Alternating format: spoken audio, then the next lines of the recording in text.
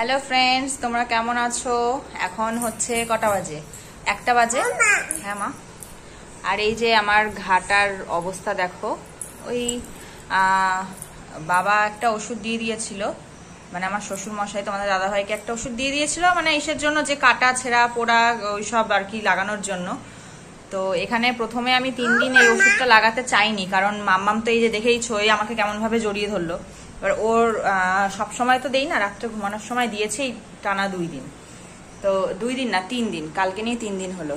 আর এখানে এইটার অবস্থা খারাপ হচ্ছে। টোটাল কয়দিন হলো? 6 দিন, আজকে নিয়ে 7 দিন, মানে 1 সপ্তাহ প্রায় ওই হতে যায়। তো এইখানটার অবস্থা এখন তুলনামূলকভাবে একটু কম আছে। ওই মলমটাও দিয়েছি, আর অনেকদিন তো এমনিও হলো, কিন্তু চুলকায় গো, খুব চুলকায়। এই যে রান্নাঘরে রান্না করতে গেছি, মানে আমি এইখানটায় এইটুকু জায়গায় আমি হাত দিচ্ছি না, আমি সাইড দিয়ে চুলকিয়ে মানে করছি। কি করব, যখন চুলকায় তখন তো না চুলকিয়েও থাকা যায় না, কিন্তু আমি সাইড দিয়ে দিয়ে এরকম ভাবে মানে করছি, কিন্তু ওই জায়গাটায় মানে ঘামের যে নোনা ভাবটা ওইটা তখনই থাকছে, তখনই চুলকাচ্ছে।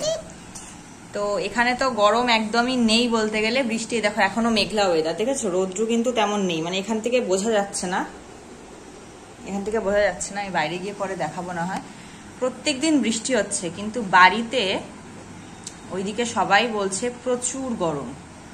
বৃষ্টির তো কোনো বংশ নেই, প্রচুর গরম। আমার চিন্তা হচ্ছে মেয়েটাকে নিয়ে, যে আগের বার যখন ওর জন্মদিনের সময় গিয়েছিলাম, আমার মেয়ে তো এখানে তো বলতে পারো এই বারান্দাতেই দৌড়াদৌড়ি করে আর ঘরের মধ্যেই থাকে। ও এখানকার মতন খাপ খেয়ে যায়, ওখানে গেলে ওখানকার মতো। কিন্তু ওখানে গেলে কি বলবো, বাইরে মানে ওর গ্রিল যে ওকে দিয়ে রাখবো, দরজায় যে গ্রিল দিয়ে রাখবো, গ্রিলের ফাঁক দিয়ে ওর বডি বেরোনোর মতন জায়গা পেলেই ও দৌড় মারবে বাইরে। এবার বাইরে তো রোদ, ওকে বললেও শোনে না যে ছায়ায় থাকুক বা কিছু, ও রোদ্রে রোদ্রে দৌড়াবে। এই করতে করতে শরীর গরম হয়ে গেছিল, পেট গরম হয়ে গেছিল যখন ওর জন্মদিনের সময় গিয়েছিলাম। যাই হোক 3-4 দিনে ওটা বারবার নুন জল খাইয়েছি, এইটাই করে ঠিক হয়েছে। তারপর তো এখানে আসার পরে একদম ওকে হয়ে গেল। কিন্তু এখানের ওয়েদার এখন তো বলতে গেলে ভালোই, মানে ওইখানে আমার মা, তারপর আমার শ্বশুর, চুপ, শ্বশুর শাশুড়ি, মানে বাবা মা সবাই যেভাবে বলছে যে মানে গরম নেই, তারপর মানে কি বলবো, ওই শুনে আর কি, মানে আমাদের কোনো ব্যাপার না, মেয়েটার জন্যই আর কি হচ্ছে যে এখান থেকে হঠাৎ করে এই ওয়েদার থেকে ওই ওয়েদারে গরমে পড়লে, মানে কালকে সকালের থেকেই আর কি বোঝা যাবে। কারণ আগেও একবার গিয়েছিলাম এই টাইমের একটু পরে, আগের বছর যখন প্রথম এসেছিলাম তারপরেও গিয়েছিলাম, ওই আষাঢ় মাসের দিকে বাড়ি গিয়েছিলাম। মেয়ের অবস্থা পুরো নাজেহাল হয়ে গেছিল। মানে এখানের ওয়েদার তো একরকম ছিল, এরকমই ঠান্ডা ছিল। ঠান্ডা মানে কি, গরম কিরকম গরম বলবো, 30 ডিগ্রি, 29-30 ডিগ্রি রয়েছে, হয়তো 30 ডিগ্রি রয়েছে, কারণ বৃষ্টি হয়েছে তো। আর ওখানে তো মারাত্মক। তো হঠাৎ করে রাত্রিটা কোনো রকম গিয়েছে, সকালের থেকে তো লোকাল ট্রেন একরকম, তারপরে আবার শুনছি নাকি ট্রেনের ঝামেলা। আমার তো ওইটা নিয়ে চিন্তা হচ্ছে যে মেয়েটাকে নিয়ে মানে টাইম মতন বাড়িতে গেলে একরকম, আমরা এখান থেকে পদা থেকে তো যাই, পদা থেকে গেলে এখান থেকে পুরো নামি শিয়ালদায় 6:30 পৌনে 7টার মধ্যে নেমে যাই। তারপর আমাদের একটু ফ্রেশ হয়ে ট্রেন থাকে হচ্ছে 7:15-তে, 7:15 থেকে শিয়ালদায় থেকে ট্রেন ধরি। আমাদের চাঁদপাড়া নামতে নামতে 8:45 বাজে, বাড়ি যেতে যেতে 9:30। তো সেই টাইমটাই একটা ঠিকঠাক ছিল, কিন্তু এখন ট্রেনের গন্ডগোল শুনছি, বাড়িতে ঠিকঠাকভাবে কখন যেতে পারবো তারও ঠিক নেই।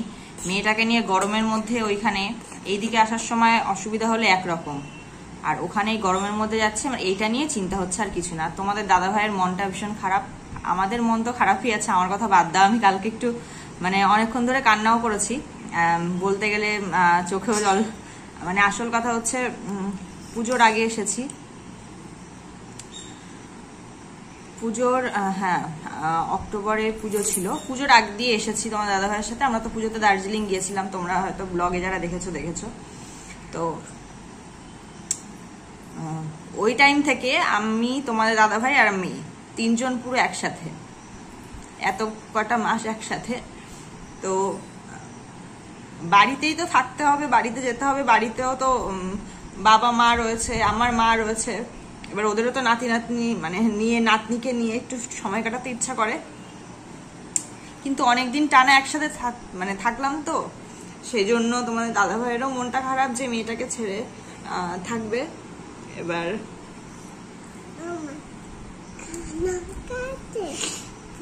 আর আমার তো মন খারাপ আছেই বলতে গেলে, বেশি চিন্তা হচ্ছে ওর খাওয়া দাওয়া নিয়ে, কারণ এখানে থেকে এতদিন তো থাকিনি, আর এতদিন ওর অভ্যাসটাও একরকম হয়ে গেছে। ও তো রান্নার মানে খুন্তি তো কতদিন ধরে না তার ঠিক নেই।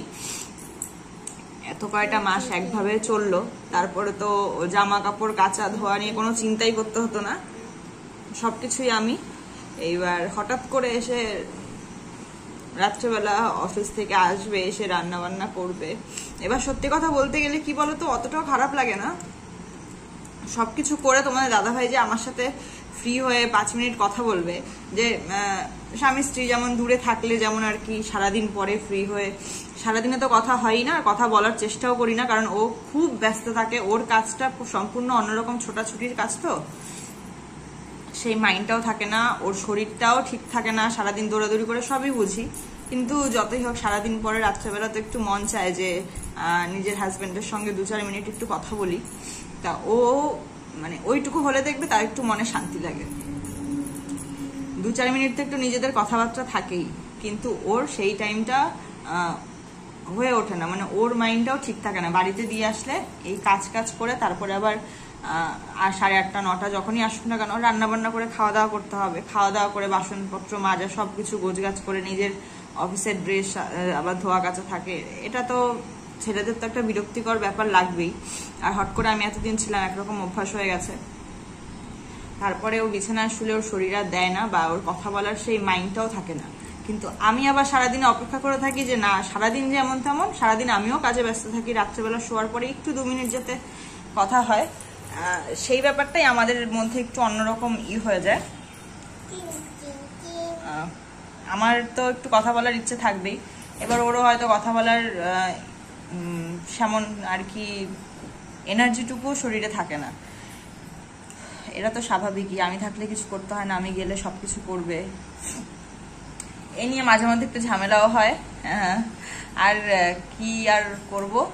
কিন্তু বাড়িতে যাচ্ছি, আনন্দ হচ্ছে, সত্যি কথা বলতে গেলে আনন্দ হচ্ছে, কারণ বাড়িতে গিয়ে চলে এসেছি তো 2 কিস্তিতে। আমার বাপের বাড়িতেও আমি ঠিক করে বেড়াতে পারিনি, মার কাছে গিয়ে একদিন থেকে মানে একদিনে অনুষ্ঠান ছিল, এবার তোমরাও দেখেছো, ওই 1 রাত কেটে কাটিয়ে চলে এসেছি, মার কাছে থাকতেও পারিনি। সেই জন্য মানে ইচ্ছে ছিল অন্যরকম, যে যাব সবার সাথে একটুখানি থাকবো, কাটাবো, কয়েকটা দিন থেকে আসবো, সেই জন্য আনন্দ আছে। কিন্তু তোমার দাদা ভাইও মনটা এর জন্য খারাপ। আর আজকে খেতে বসেও বলছে যে এইবার বাড়ি যাচ্ছি, অত কোনো মজা লাগছে না, কারণ তোমাদের তো 2 তারিখে মানে 2 তারিখ যে বাড়ি গেছি 2 বার, তখন তো বাড়িতে গেছি, আবার তোমাদেরকে নিয়ে সঙ্গে নিয়ে এসছি, এবার যাব তোমাদেরকে নিয়ে, কিন্তু আসতে হবে একা একা।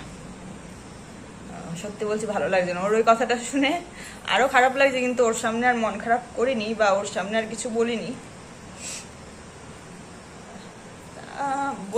মানে তখন আর কি বলেছিলাম যে আবার তো আসবো, এই কটা দিন আর কি থাকো।